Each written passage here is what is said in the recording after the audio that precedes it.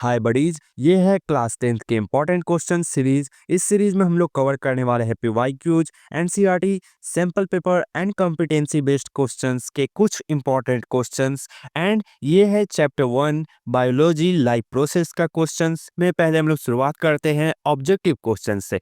तो objective question पहला है, which enzyme initiate the process of digestion in the mouth. तो हम सबको पता है कि डाइजेशन माउथ में भी शुरुआत हो जाता है। तो उसमें सलाइवरी एमाइलेज, जिसको हम लोग पटाइलिन भी बोलते हैं, वो शुरुआत करती है प्रोसेस को। जो स्टार्च जो होती है उसको माल्टोस में ब्रेक करना शुरुआत करती है। दूसरा question, which part of the nephron is responsible for filtration. तो इसका होगा आंसर बोमेंस कैप्सूल। तीसरा question, what is the primary function of xylem in plants. तो वो होगा ट्रांसपोर्टेशन ऑफ वाटर। तो हम सबको पता है कि जाइलेम जो होता है वाटर को ट्रांसपोर्ट करता है एंड फ्लोएम फूड को। Which pigment is responsible for photosynthesis. तो उसका आंसर होगा क्लोरोफिल, जो एक ग्रीन कलर पिगमेंट होता है। What is the end product of anaerobic respiration in muscles. तो वो होता है लैक्टिक एसिड।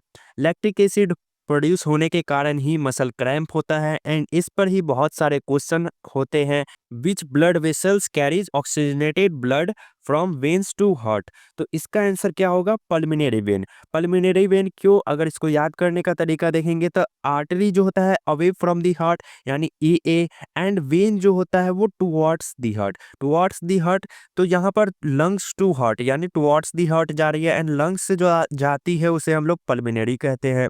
विच ऑर्गन सिक्रीट्स इंसुलिन, पैनक्रियाज, ये सबको पता होगा। What is the role of bile in digestion. Bile emulsification of fat को करते हैं एंड ये लिवर से निकलती है, गॉल ब्लेडर में स्टोर होती है। Which structure prevents the backflow of blood in veins. तो इसका आंसर होगा वल्व्स। तो वेल्व्स जो या फिर वल्व्स जो भी हम कहना चाहे, वो क्या करती है, वो बैकफ्लो ऑफ ब्लड को प्रिवेंट करती है। अब जैसे कि यहाँ पर ब्लड जाएगी तो वो नीचे भी आ सकती है, इसीलिए हम लोग कुछ ऐसा वी शेप स्ट्रक्चर बनाते हैं जिसके कारण से बैकफ्लो ना हो। What is the function of guard cells. It regulate the opening and closing of stomata. हमने पढ़ा है कि कुछ इस तरीके का गार्ड सेल होता है, तो वो क्या करती है, वो opening and closing of stomata को रेगुलेट करती है। व्हाट इज पेरिस्टेल्सिस या फिर पेरिस्टेल्स्टिक मूवमेंट।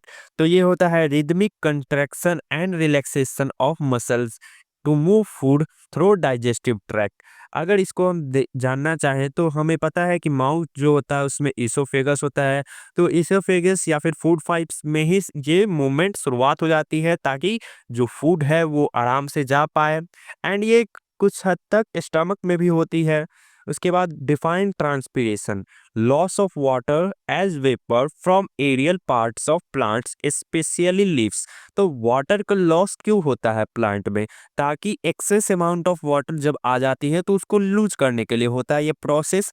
एंड ये एरियल पार्ट्स ऑफ प्लांट्स जैसे कि लीव्स से होता है, जो हवा में रहते हैं। लीव्स पर छोटे छोटे पोर्स रहते हैं जिसको स्टोमाटा कहते हैं, वहीं से होता है। Name two types of respiration. पहला होगा एरोबिक रेस्पिरेशन एंड दूसरा एनारोबिक रेस्पिरेशन। एरोबिक रेस्पिरेशन यानी ऑक्सीजन जो है वो प्रेजेंट है, एंड एनारोबिक रेस्पिरेशन यानी ऑक्सीजन या तो लैक है या तो एब्सेंस है। अगर लैक होगा तो क्या होता है, अल्कोहल का होता है एंड लैक्टिक एसिड बन जाता है। उसके बाद why is the small intestine longer than the large intestine. तो इसका आंसर होगा it is the main site for digestion and absorption of nutrient. तो ज्यादातर जो काम होते हैं वो स्मॉल इंटेस्टाइन में ही होते हैं, जबकि लार्ज इंटेस्टाइन में कुछ कम काम होती है। एंड मेन जो साइट ऑफ डाइजेशन है वो भी स्मॉल इंटेस्टाइन ही होती है। एंड एक और बात होती है कि स्मॉल इंटेस्टाइन जो हर्बीवोरस एनिमल होते हैं उनमें लंबा होता है कार्निवोरस के कंपेयर में। What is the role of hydrochloric acid in the stomach. तो वो प्रोवाइड्स करती है एसिडिक मीडियम को, जो कि एंजाइम के एक्शंस एंड किल बैक्टीरिया करती है। जो एंजाइम होते हैं उनका काम करने में मदद करती है। Define dialysis, a process that removes waste product from the blood when kidneys fail. तो जब किडनी फेल कर जाती है तो ब्लड को फिल्टर करने के लिए एक प्रोसेस का यूज किया जाता है, डायलिसिस, जो कि बहुत सारे बूढ़े व्यक्ति करवाते हैं। What are alveoli? Alveoli, tiny air sacs in lungs where gas exchange occurs. And जो alveoli होते हैं ब्लड वेसल से रिचली सप्लाइड होते हैं, why is transportation of material necessary in organism, क्यों नेसेसरी होती है? ताकि न्यूट्रिएंट का सप्लाई अच्छे से हो पाए, ऑक्सीजन का सप्लाई अच्छे से हो पाए एंड जो मेटाबॉलिक वेस्ट हो उसको अच्छे से रिमूव कर पाए। Name two transport system in plants, तो इसको हम लोग कहते हैं जाइलम, जो कि वाटर एंड मिनरल्स के ट्रांसपोर्टेशन के लिए इस्तेमाल होती है। फिर फ्लोएम, जो कि फूड के ट्रांसपोर्टेशन के लिए इस्तेमाल होती है। अगर कंफ्यूजन हो जाए जाइलम एंड फ्लोएम में तो याद रखना फर्स्ट से फ्लोएम एंड फर्स्ट से फूड, एंड जाइलम जो कि एक बच गया वो वाटर एंड मिनरल्स के लिए। दोनों कंबाइन होकर वेस्कुलर बंडल या फिर वेस्कुलर टिश्यू कहलाते हैं। शायद बंडल का स्पेलिंग गलत हो गया, तुम लोग देख लेना। वाई व्हाट आर स्टोमाटा, तो हमने थोड़ा देर पहले पढ़ा था कि ट्रांसपीरेशन के लिए aerial part of plants use होते हैं, तो उसी में स्टोमाटा जो होती है वो लीव्स में प्रेजेंट होते हैं, जिसके कारण से गैस एक्सचेंज भी होता है एंड ट्रांसपीरेशन के प्रोसेस में भी यूजफुल होती है। अब आते हैं हम लोग लॉन्ग आंसर क्वेश्चन में। लॉन्ग आंसर क्वेश्चन में पहला क्वेश्चन है explain the process of photosynthesis with an equation. तो ये क्वेश्चन मुझे पूरा यकीन है कि तुम लोग को भी पता होगा कि ये कितना ज़्यादा इंपॉर्टेंट है। तो इस क्वेश्चन में ये जो इक्वेशन है ये लिखना मत भूलना, इसे याद कर लो, क्योंकि अगर जितना बड़ा डेफिनेशन लिखोगे फिर भी मार्क्स नहीं मिलेंगे अगर ये इक्वेशन ना लिखे। उसके बाद आती है describe the human respiratory system. This includes nose, pharynx, larynx, trachea, bronchi, bronchioles, alveoli for gas exchange जहाँ पर होती है। उसके बाद आते हैं explain the process of digestion in humans.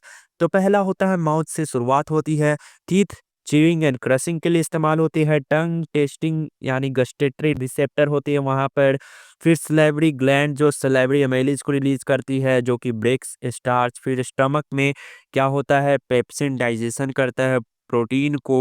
उसके बाद HCl makes medium acidic, kills bacteria. Mucus जो होता है प्रोटेक्ट इनर लीनिंग ऑफ। तो यहाँ पर मैंने थोड़ा कम कम लिखा है, तुम लोग इसे बड़ा लिखना क्योंकि जितने ज़्यादा मार्क्स के क्वेश्चन है तो उस हिसाब से तुम्हें लिखना भी पड़ेगा। यहाँ पर मैंने कम लिखा है।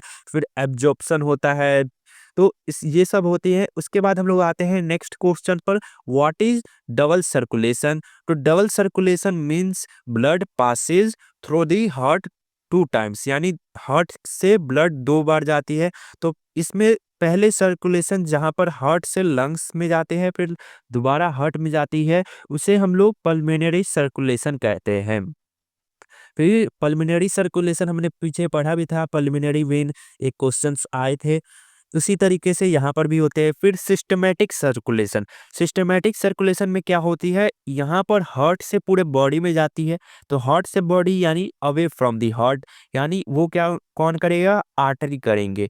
फिर उसके बाद बॉडी से हार्ट यानी टुवर्ड्स दी हार्ट, तो वो वेन कहती है। तो वेन करती है तो उसको हम लोग कहते हैं वेना कावा, यानी वेना कावा के थ्रू होती है। एंड हार्ट से बॉडी अयोटा के थ्रू यानी आर्टरी के थ्रू होती है। तो ये इसको भी तुम लोग थोड़ा मतलब बड़ा थोड़ा करके लिखना। Describe the structure and function of nephron. इसका आंसर होगा nephron includes Bowman's capsule, glomerulus, tubules and loop of Henle. तो ये जो है इसको भी तुम लोग थोड़ा सा बड़ा करके लिखना। मैं सबको छोटा छोटा करके लाया हूँ, लेकिन तुम लोग इसको अच्छे से एक्सप्लेन करके लिखना। अब बारी आती है कॉम्पिटेंसी बेस्ड क्वेश्चन पर। कॉम्पिटेंसी बेस्ड क्वेश्चन मैंने आज एक ही लाया हूँ, लेकिन नेक्स्ट वीडियो में अगर तुम लोग कहोगे तो मैं बहुत और भी ज़्यादा लाऊंगा। पहला क्वेश्चन है कॉम्पिटेंसी बेस्ड क्वेश्चन में, Sneha breathes heavily while jogging, why does this happen. Sneha क्यों ब्रीथ कर रही है जॉगिंग के समय में, क्योंकि इसे एनर्जी चाहिए। तो वो हैवली क्यों ब्रीथ कर रही है, तो रनिंग जब हम लोग करते हैं तो हम लोग को क्या होती है, मसल्स को मोर एनर्जी का इस्तेमाल होता है क्योंकि वो थोड़ा ज़्यादा काम कर रहे हैं। तो यहाँ पर मसल्स अब ज़्यादा काम कर रहे हैं तो नॉर्मल अमाउंट ऑफ ऑक्सीजन उनको नहीं चाहिए, ज़्यादा चाहिए, क्योंकि वो और भी ज़्यादा ग्लूकोज को ब्रेक कर पाए ताकि और एनर्जी को रिलीज कर पाए। तो पहले तो एरोबिक रेस्पिरेशन होता है जिसके कारण से ऑक्सीजन ब्रेक करती है ग्लूकोज को एंड एनर्जी रिलीज करती है टू के फॉर्म में। उसके थोड़ी देर बाद एनारोबिक रेस्पिरेशन होना चालू हो जाता है जिसके कारण से लैक्टिक एसिड रिलीज होती है जिसके कारण से मसल क्रैम्प होता है। तो यहाँ पर लिखा गया है so when you exercise your muscle demands more oxygen. Exercise करते हैं तो हमारी मसल ऑक्सीजन को और डिमांड करती है, तो यही ऑक्सीजन को फुलफिल करने के लिए यानी सप्लाई करने के लिए ब्रीथिंग रेट इंक्रीज होती है। स्नेहा की ब्रीथिंग हैवली होने लगी और इसके कारण से हमें क्या पता चलता है, this is the body's natural response to ensure that oxygen supply matches the energy demand during physical activity. तो यहाँ पर लिखा गया है कि ये बॉडी का नेचुरल रिस्पॉन्स होता है ताकि ऑक्सीजन सप्लाई जो है वो मैच हो पाए एनर्जी डिमांड से। तो ये था इस एपिसोड का आखिरी क्वेश्चन एंड मिलते हैं नेक्स्ट एपिसोड यानी नेक्स्ट वीडियो में। तो कंसेप्ट बड़ी को जान लो एंड इसे सब्सक्राइब कर लो। अगर वीडियो अच्छा लगा कमेंट कर दो नेक्स्ट वीडियो किस चैप्टर पर चाहिए।